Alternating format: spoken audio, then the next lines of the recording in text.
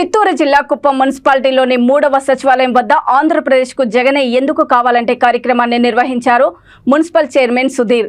ఈ కార్యక్రమానికి ఎమ్మెల్సీ భరత్ ముఖ్య అతిథిగా విచ్చేశారు. ఈ సందర్భంగా ఎమ్మెల్సీ భరత్ మాట్లాడుతూ 2014లో టీడీపీ నేతలు ఏటీఎం ఇంటింటికి కార్డులు ఇచ్చారని, బ్యాంకులకు వెళ్లి ఏటీఎంలు ఇస్తే డబ్బులు ఇస్తారని ప్రజలను మోసం చేశారని ఆయన మండిపడ్డారు. తెలుగుదేశం పార్టీ అధికారంలో ఉన్నప్పుడు ఉచితంగా గ్యాస్ సిలిండర్లు ఎందుకు ఇవ్వలేదని ప్రశ్నించారు. మళ్లీ ప్రజలను మోసం చేయడానికే తెలుగుదేశం పార్టీ డ్రామాలు వేస్తున్నారన్నారు. జగనన్న ఆరోగ్య సురక్ష కార్యక్రమాన్ని ప్రజలందరూ సద్వినియోగం చేసుకోవాలని ఆయన కోరారు. ఈ కార్యక్రమంలో మున్సిపల్ వైస్ చైర్మన్లు మునిస్వామి, కౌన్సిలర్లు తదితరులు పాల్గొన్నారు.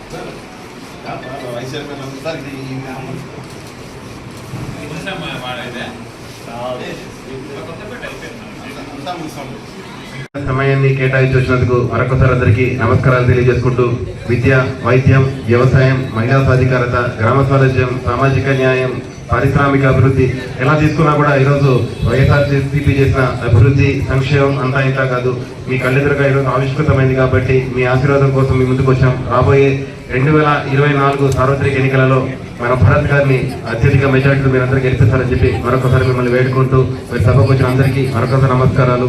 జై జగన్, జోహార్ వైఎస్ఆర్, జోహార్ చంద్రబాబు. మా ఇంట్లో రెస్కో ఆఫీస్ పక్కన అందరికీ తెలిసే ఉంటుంది. లేకపోతే ప్రతి 10 రోజులు 20 రోజులకు మేమే ఈ వాటి బాటను, పల్లె బాటను, గడప గడప కార్యక్రమంలో ఏదో రకంగా మీ వాటిలోకి వస్తున్నాం. కాబట్టి ఆ సమస్యను పరిష్కరించడానికి మాకన్నా ఒక అవకాశం ఇవ్వండి.